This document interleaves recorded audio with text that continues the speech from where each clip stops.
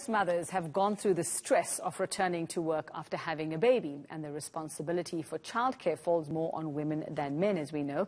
According to the South African Rewards Association, women are at a disadvantage post-maternity. Let's talk about this, Simona. I'm joined by Mohammed Gulab, Executive Committee member of the South African Rewards Association. Mohammed, good morning. Thanks so much for your time.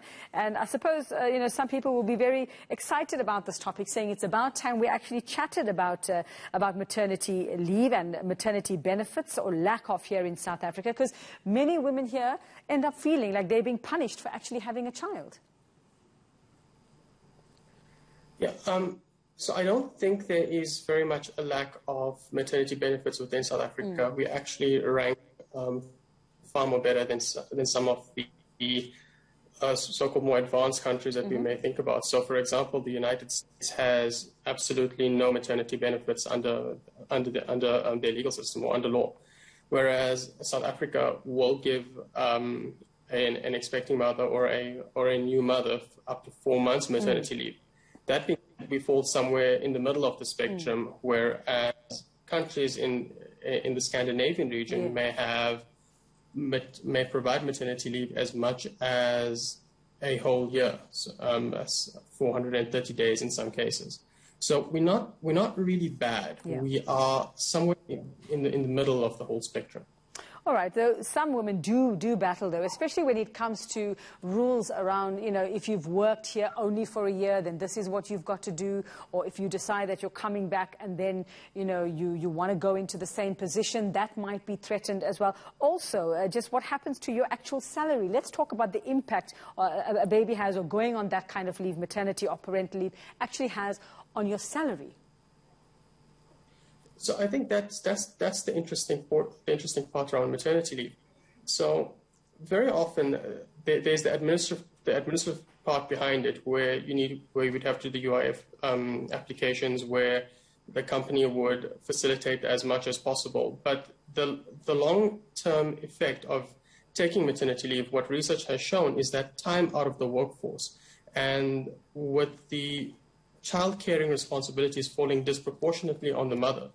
Over the long term, it seems to impact pay equity for women.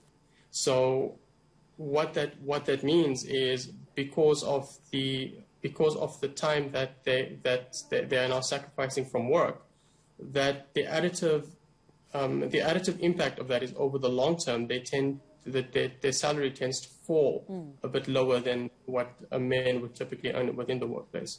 All right, so let's look at the game changer here, which is COVID, and how that might affect things, because the way we work has changed so much. Then, Mohammed, do you see that impacting things like maternity and parental leave going forward, especially for those who choose to work more from home? I think with the COVID pandemic, the biggest challenge initially was actually preservation of salary as much as possible, and preservation of jobs. Maternity leave hasn't really focused too much in the narrative, but I think as we come out on the tail end of this, we're going to find that the conversation starts picking up again. Typically, what you're going to find is, within the COVID paradigm or post-COVID paradigm, there's going to emerge two types of workers: the types that are highly flexible and highly that are able to telecommunicate in a far more efficient way, and those that still need to go to the office on a daily basis.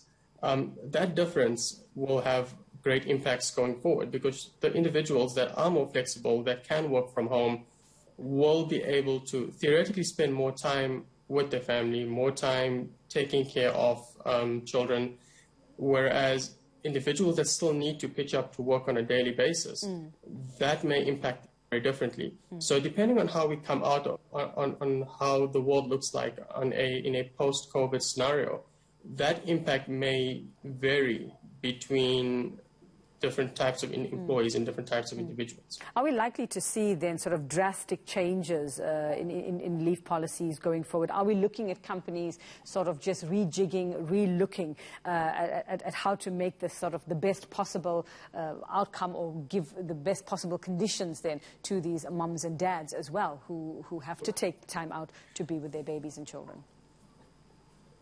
I think even going into COVID, there was a lot of debate around what a maternity and paternity policy would actually look like. I think in late 2019, 2020, the narrative was around paternity leave, where paternity leave was seen as the game changer, so to say.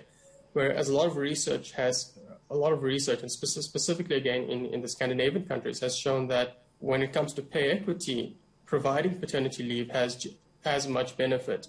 Whereas the traditional approach was that in providing maternity leave for mothers, what would have increased equality, what's now seems to be emerging is that providing that same benefit or somewhat equal to fathers will tend to, over time, again, the idea is that would bring salaries within some kind of balance.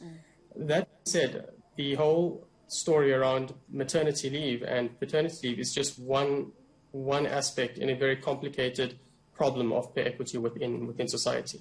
All right, thanks very much for that. It's a complicated business indeed, but of course all the support is needed when you have had a baby and you need to balance work and home. Mohammed Gulab, Executive Committee member of the South African Rewards Association. Thanks.